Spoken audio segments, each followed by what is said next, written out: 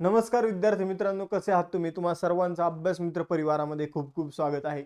मित्रांनो, आज आपण 24 नोव्हेंबर रोजीच्या चालू घडामोडींचा अभ्यास करणार आहोत. मित्रांनो, यामध्ये आपण 12 क्वेश्चन त्याचबरोबर 2 टेस्ट क्वेश्चन सुद्धा बघणार आहोत.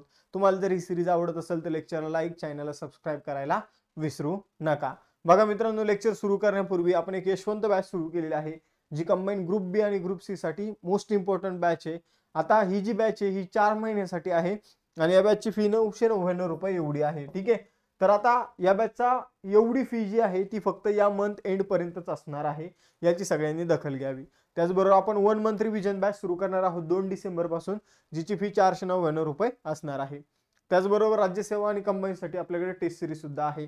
बघा मित्रांनो, त्याचबरोबर राज्यसेवेसाठी Vijayshree batch, foundation batch, combine राज्यसेवेसाठी, बीएमसी साठी ऍक्टची, मुंबई जीकेची आणि निरीक्षक व कार्यकारी सहाय्यक पदांसाठीची batch, all in one batch सगळ्या सरळ सेवा परीक्षांसाठी.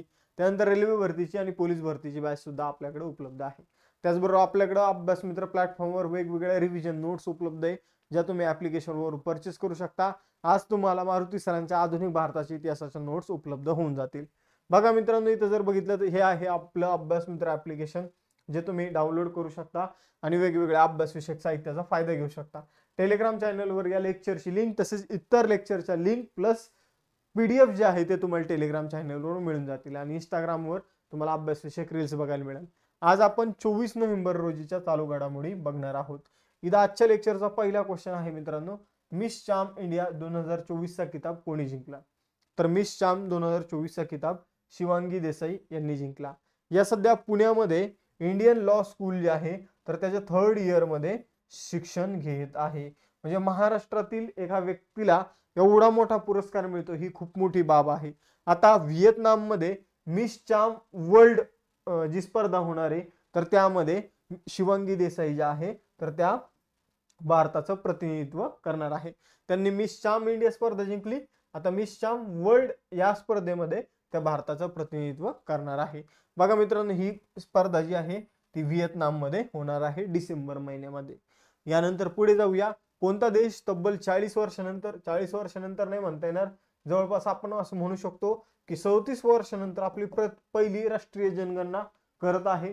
तर बघा मित्रांनो, इराक जो आहे, इराक, ठीक आहे, इराक, तर इराक जो आहे 34 वर्षानंतर आपली पहिली जनगणना जी आहे, म्हणजे 34 वर्षानंतरची पहिली जनगणना जी आहे तर ती इराक करत आहे. यापूर्वी त्यांनी 1987 मध्ये सद्दाम हुसेनच्या काळात त्यांनी जनगणना केली होती. त्यानंतर मग आता एवढ्या वर्षानंतर ते जनगणना करत आहे. तब्बल आता 34 वर्ष झालेली आपल्याला बघायला मिळतात.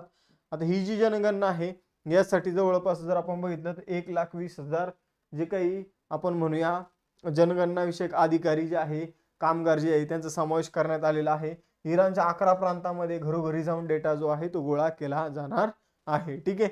2 दिवसाचा कर्फ्यू लावलेला आहे गृह मंत्रालयाने की सगळ्यांनी घरी राहायचंय आणि सगळ्यांचा डेटा जो आहे तो अशा प्रकारे कलेक्ट केला जाणार आहे.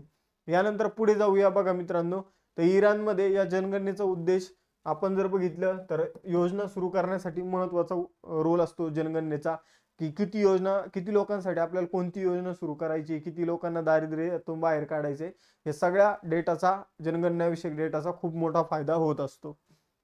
यानंतर पुढे जाऊया. बघा, इराणची राजधानी आहे बगदाद. आपण जर इराण म्हणतोय, आपण इराक म्हणायला पाहिजे, तर इराक आहे, याच उत्तर इराक. ठीक आहे. तर इराक जो आहे तर इराकने 1987 नंतर आपली जनगणना जी आहे ती केलेली आहे. ठीक आहे. तर एक मिस्टेक जी आहे ती माझी तुम्ही ऍडजस्ट करून घ्या. ठीक आहे.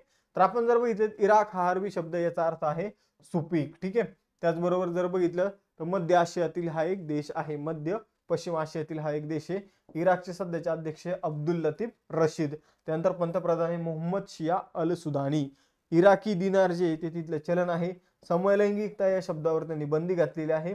आणि आता आपण जर बघितलं तर जवळपास 34 वर्षानंतर ते जनगणना करत आहे. त्यानंतर कोणत्या मंत्रालयाने 8व्या इंडियन वॉटर वीक 2024 मध्ये भूनीर पोर्टल डिजिटल लॉन्च केलं आहे? तर भूनीर पोर्टलचे डिजिटली लॉन्च जे आहे मित्रांनो ते जलशक्ती मंत्रालयाने केलेलं आहे. तर बघा मित्रांनो, 8वा इंडिया वॉटर वीक जो आहे तो करंटली सुरू होता आणि त्याचा जेव्हा समारोप झाला तर ते समारोपाच्या वेळी भूनीर नावाचं पोर्टल जे आहे ते जलशक्ती मंत्रालयाअंतर्गत लॉन्च करण्यात आलं. जलशक्ती मंत्री CR पाटील यांनी ते लॉन्च केलेलं आहे. ठीक आहे. आणि त्या लॉन्चिंग मध्ये जे केंद्रीय भूजल प्राधिकरण आहे आणि राष्ट्रीय सूचना विज्ञान केंद्र जे आहे तर यांनी सहकार्य जे आहे जलशक्ती मंत्रालयाला ते केलेलं आहे. हे पोर्टल जर आपण बघितलं तर केंद्रीय भूजल प्राधिकरण राष्ट्रीय सूचना विज्ञान केंद्रानेच विकसित केलेलं आहे. यानंतर काही महत्त्वाचे पोर्टल बघूया. बघा मित्रांनो, डिजी लॉकरने सरकारी सेवांमध्ये अखंड प्रवेशासाठी कोणत्या ऍप सोबत भागीदारी केलेली आहे? तर डिजी लॉकर मध्ये बघा आपली पर्सनल इन्फॉर्मेशन असते आणि त्याचबरोबर सरकारी सेवांची इन्फॉर्मेशन उपलब्ध करून देण्यासाठी त्यांनी उमंग ऍप सोबत काय केलेलं आहे तर आपण म्हणूया की भागीदारी केलेली आहे. तर आता आपली माहिती प्लस सरकारी सेवांची माहिती आपल्याला उमंग ऍप मध्ये मिळणार आहे किंवा आपले जे सरकारी डॉक्युमेंट आहे ते आपल्याला उमंग ऍप मध्ये मिळणार आहे. कोणत्या मंत्रालयाने फ्लड वॉच इंडिया 2.0 हे जे ऍप आहे हे लॉन्च केलं? तर जलशक्ती मंत्रालय. त्यानंतर 3 नवीन फौजदारी कायदे आले, त्यासाठी ई सक्षम, न्याय सेतू, न्यायश्रुती आणि ई समन ऍप कोणी लॉन्च केलं? तर अमित शहा यांनी. त्यानंतर कोणत्या राज्याचे मुख्यमंत्री मोहन यादव यांनी लोकपथ मोबाईल ऍप लॉन्च केलं? तर मध्य प्रदेशचे मुख्यमंत्री आहे मोहन यादव. कोणत्या राज्याने रहदारी निरीक्षणासाठी सिटीजन सेंटिनल ऍप लॉन्च केलं? तर केरळने केलेलं आहे. त्यानंतर 3 नवीन गुन्हेगारी कायदे आलेले आहे, तर त्याबाबत अमित शहानी कोणत्या ऍपचं उद्घाटन केलं ते आपण बघितलं. त्याचबरोबर जर आपण बघितलं तर रेल्वे प्रोटेक्शन फोर्सने या 3 नवीन कायद्यांची माहिती देण्यासाठी सांग्यान ऍप जे आहे ते लॉन्च केलेलं आहे. त्याचबरोबर जर बघितलं तर भारतीय नागरिकांसाठी सुरक्षित आणि कायदेशीर स्थलांतराला प्रोत्साहन देण्यासाठी ई मायग्रेट 2.0 पोर्टल जे आहे आणि मोबाईल ऍप जे आहे तर ते एस जयशंकर यांनी लॉन्च केलेलं आहे. आणि त्याचबरोबर NCRB compilation of criminal laws हे ऍप कोणी लॉन्च केलेलं आहे? तर नॅशनल क्राईम रेकॉर्ड ब्युरोने. तर हे काही महत्त्वाचे ऍप आणि पोर्टल आपण बघितलेले आहे. त्यानंतर UNFCCC डिजिटल क्लायमेट ऍडवायझरीचा ग्लोबल ब्रँड राजदूत म्हणून कोणाची निवड करण्यात आलेली आहे? तर बघा मित्रांनो, युनायटेड नेशनचा जो काही आपण म्हणूया एक ऑर्गनायझेशन आहे UNFCCC, क्लायमेट चेंजशी संबंधित ऑर्गनायझेशन आहे, तर त्यांचा डिजिटल क्लायमेट ऍडवायझरीचा ग्लोबल ब्रँड अँबॅसेडर म्हणून कोणाची नियुक्ती करण्यात आली? तर पंजाबी रॅपर शुभ यांची नियुक्ती करण्यात आलेली आहे. तर बघा मित्रांनो, पंजाबी रॅपर शुभ जो आहे तर त्याची 20 नोव्हेंबर रोजी युनायटेड नेशन, आता मला याचा फुल फॉर्म प्रॉपर माहित नाही, जर कुणाला माहित असेल तर तुम्ही कमेंट बॉक्समध्ये सांगायचं आहे. ठीक आहे. तर क्लायमेट चेंजशी संबंधित एवढं तर मला माहिती आहे, पण मधले जे 2 शब्द आहे तर ते माहित नाही. फेडरेशन ऑन क्लायमेट असं काहीतरी असेल. ठीक आहे. तर ते तुम्हाला कमेंट बॉक्समध्ये सांगा. तर त्याचा ग्लोबल ब्रँड अँबॅसेडर म्हणून त्यांची नियुक्ती जी आहे ती करण्यात आलेली आहे. ठीक आहे. तर ग्लोबल ब्रँड राजदूत दिलेलं आहे, तर ग्लोबल ब्रँड अँबॅसेडर म्हणून आपण जर बघितलं पंजाबी रॅपर शुभ यांची नियुक्ती करण्यात आलेली आहे. तर त्यांचं पर्यावरण विषयक जे कार्य आहे ते बघून त्यांची UNFCCCने डिजिटल क्लायमेट ऍडवायझरीचा ग्लोबल ब्रँड अँबॅसेडर म्हणून नियुक्ती केली. या पदावर जर आपण बघितलं तर खूप सारे फेमस सिंगर जे आहे आणि हिरो हिरोईन जे आहे तर त्यांची सुद्धा नियुक्ती जी आहे ती करण्यात आली होती यापूर्वी. ठीक आहे. आपण जर बघितलं ही जी नियुक्ती आहे बाकू अझरबैजान येथे आयोजित जी COP29 झाली होती तर त्यामध्ये याविषयी घोषणा करण्यात आलेली आहे. ठीक आहे. तर यापूर्वी Leonardo DiCaprio, David Beckham football player बघा, कोल्ड प्ले सिंगर आहे, लिओनार्डो डिकॅप्रियो जर आपण बघितलं तर अभिनेता आहे. तर असे बरेचसे जे आहे सेलिब्रिटी तर यांची नियुक्ती जी आहे ती as a global brand ambassador म्हणून करण्यात आलेली आहे. त्यानंतर आजच्या लेक्चरचा महत्त्वाचा क्वेश्चन बघा, एप्रिल 2025 मध्ये कोणते राज्य खेलो इंडिया युथ गेम्स आणि पॅरा गेम्स जे आहे ते आयोजित करणार आहे? तर खेलो इंडिया युथ गेम्स आणि पॅरा गेम्स बिहारमध्ये आयोजित केले जाणार आहे. एवढं आपल्याला लक्षात ठेवायचं आहे. यानंतर पुढे जाऊया मित्रांनो, जागतिक तत्वज्ञान दिन 2024 त्याला आपण वर्ल्ड फिलॉसॉफी डे सुद्धा म्हणतो. तर वर्ल्ड फिलॉसॉफी डे कधी सेलिब्रेट करण्यात आला? 21 नोव्हेंबर. बघा मित्रांनो, 21 नोव्हेंबर ही तारीख लक्षात ठेवायची. हा दिवस 21 नोव्हेंबर 2002 पासून सेलिब्रेट केला जात आहे. ठीक आहे. तर आपण जर बघितलं तर जे तत्वज्ञान आहे ठीक आहे त्याविषयक लोकांमध्ये माहिती आपण लोकांमध्ये जागरूकता निर्माण करावी, तर हा या पाठीमागील उद्देश आहे. पण आपल्याला आजकाल माहिती आहे की सगळेच लोक सगळ्यांची फिलॉसॉफी जी आहे ती सांगण्याचा एकमेकांना प्रयत्न करत असतात. यानंतर 7वा क्वेश्चन बघा, दक्षिण आशियातील सर्वात मोठं सागरी शिखर संमेलन त्याला सागर मंथन द ग्रेट ओशन डायलॉग 2024 कुठे आयोजित करण्यात आलेलं आहे? तर आपण म्हणूया की एक सागरी परिषद आहे, सागरी शिखर परिषद आहे, सागरी शिखर संमेलन आहे, ठीक आहे, ज्यामध्ये आपण जर बघितलं दक्षिण आशियातील सगळे देश सहभागी होतात, ज्याचं नाव आहे सागर मंथन. ठीक आहे, यामध्ये काय केलं जातं, तर यामध्ये बघा मित्रांनो सगळे देश एकत्र येतात आणि सगळे देश म्हणतात की आपण मासेमारी करून वगैरे उत्पन्न कमवतो, सागरामधून आपल्याला ज्या काही गोष्टी मिळतात तर त्यामधून आपण पैसे कमवतो, त्याला ब्लू इकॉनॉमी म्हटलं जातं. पण आपण हे पैसे कमवताना पर्यावरणाला नुकसान करतो. ठीक आहे, तर हे पर्यावरणाचं जे नुकसान आपण करतो ते कशा प्रकारे कमी झालं पाहिजे. जसं की आपलं बॉम्बे हाय येते, आपण इथून ऑइल काढतो समुद्रामधून, पण तिथं पर्यावरणाला नुकसान होतं, मग ते नुकसान कसं कमी झालं पाहिजे याविषयी आपण प्रयत्न करायला पाहिजे. मग अशा प्रकारची सागर मंथन नावाची जी काही डायलॉग आहे, परिषद आहे, ती आपण सध्या भारतामध्ये 2024 मध्ये लॉन्च केलेली आहे किंवा तिचं आयोजित केलेलं आहे. लॉन्च करण्यापेक्षा तिचं आयोजन झालेलं आहे. तर सागर मंथन फोरम जे आहे ते दक्षिण आशियातील सर्वात मोठं सागरी कार्यक्रम किंवा सागरी परिषद आहे, जी नुकतीच नवी दिल्ली या ठिकाणी तिला आपण आयोजित केलं होतं. आपण जर बघितलं तिचं आयोजन जे आहे बंदरे जहाज जलमार्ग मंत्रालयाने केलेलं आहे, तसंच ऑब्झर्व्हर रिसर्च फाउंडेशनने सुद्धा इथं मदत केलेली आहे. यानंतर पुढे जाऊया, कोणत्या केंद्रीय मंत्र्याने वंचित मुलांमध्ये कौशल्य विकासाला चालना देण्यासाठी विजन पोर्टल लॉन्च केले आहे.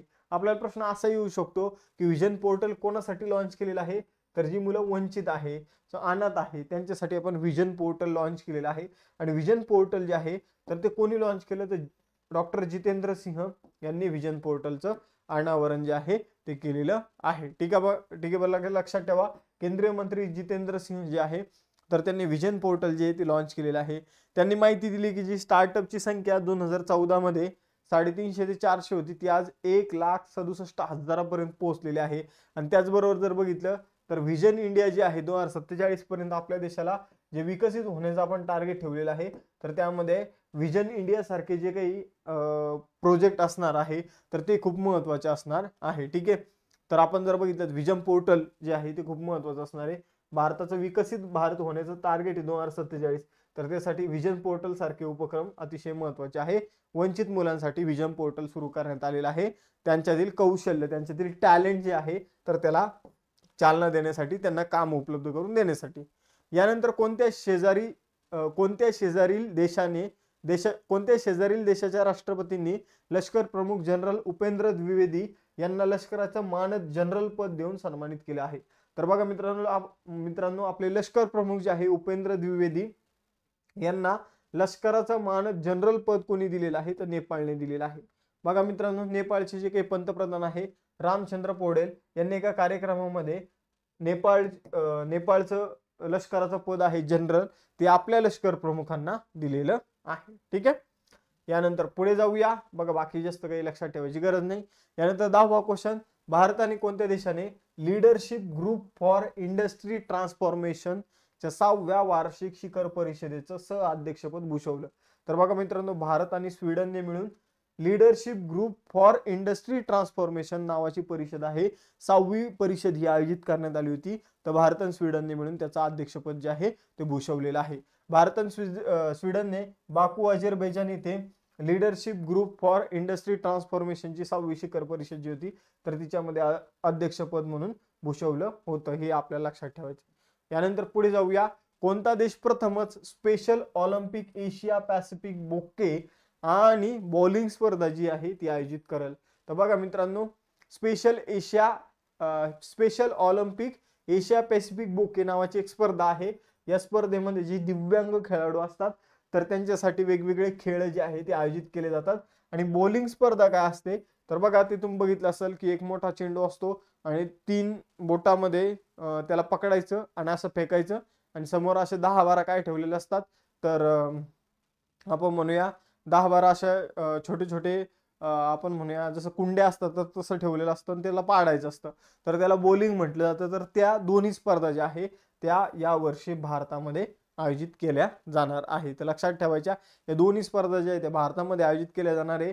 जे विशेष ऑलिम्पिक आहे एशिया पॅसिफिक बोके, तर यामध्ये 12 देशातील 81 खेळाडू सहभागी होणार आहे. त्यानंतर शाश्वत व्यवसाय निर्देशांक सस्टेनेबल बिझनेस इंडेक्स जो आहे 2024, तर त्यामध्ये भारताचं स्थान काय आहे, तर यामध्ये भारताचं स्थान आहे मित्रांनो 23वं.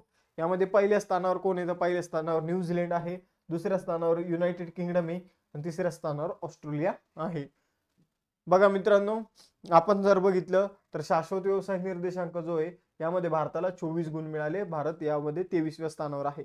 हा निर्देशांक हेनरिक फाउंडेशन आणि भारतीय हवामान विभाग यांनी तयार केलेला आहे आणि जाहीर केलेला आहे. यानंतर टेस्ट क्वेश्चन बघा, जे काही खेलो इंडिया युथ गेम्स जे आहे आणि पॅरा गेम्स जे आहे ते कुठे आयोजित केले जाणार हे तुम्हाला सांगायचे. आणि मिस चांद इंडिया 2024 ची स्पर्धा जी आहे ती कुठे आयोजित केली जाईल हे तुम्हाला सांगायचे. यशवंत बॅच जर तुम्हाला घ्यायची असेल तर 999 या फी मध्ये तुम्हाला या मंथ एंड पर्यंत मिळेल. त्यानंतर फी मात्र वाढणार आहे. राज्यसेवेची विजेता बॅच जी आहे ती आपण खास कंबाईन साठी लॉन्च करत आहोत, कंबाईन ग्रुप बी साठी. ठीक आहे, तर तिची फी एका महिन्याची 500 रुपये असेल. जर तुम्हाला नंतर वाढवून घ्यायची असेल तर परत तेवढीच फी पे करून तुम्ही वाढवून घेऊ शकता. त्यानंतर कंबाईन राज्यसेवा पूर्व परीक्षेसाठी टेस्ट सिरीज आहे, त्याचबरोबर राज्यसेवा पूर्व परीक्षेसाठी रिव्हिजन बॅच आहे, त्याचबरोबर फाउंडेशन बॅच सुद्धा आहे दोन्ही एक्झामसाठी. बीएमसी साठी ऍटची बॅच, जीकेची बॅच आणि निरीक्षक व कार्यकारी सहाय्यक या पदांसाठीची बॅच, सगळ्या सर्व सेवा परीक्षेसाठी all in one batch, railway भरतीसाठी तिरंगा बॅच, पोलीस भरतीसाठी स्पेशल रेकॉर्डेड बॅच, त्याचबरोबर आपल्या अभ्यास मित्राच्या रिव्हिजन नोट सुद्धा उपलब्ध आहे. त्याचबरोबर आपलं अभ्यास मित्राचं ऍप्लिकेशन जे आहे ते तुम्ही डाउनलोड करू शकता. यामध्ये सगळ्या गोष्टी मिळेल. या टेलिग्राम चॅनलवर तुम्हाला या लेक्चरची PDF मिळेल आणि इंस्टाच्या पेजवर तुम्हाला अभ्यासविषयक रील्स मिळेल. लेक्चर आवडला असल्यास लेक्चर लाईक करा, चॅनलला सबस्क्राईब करा आणि जास्तीत जास्त विद्यार्थ्यांपर्यंत हे लेक्चर पोहोचवायला विसरू नका. धन्यवाद.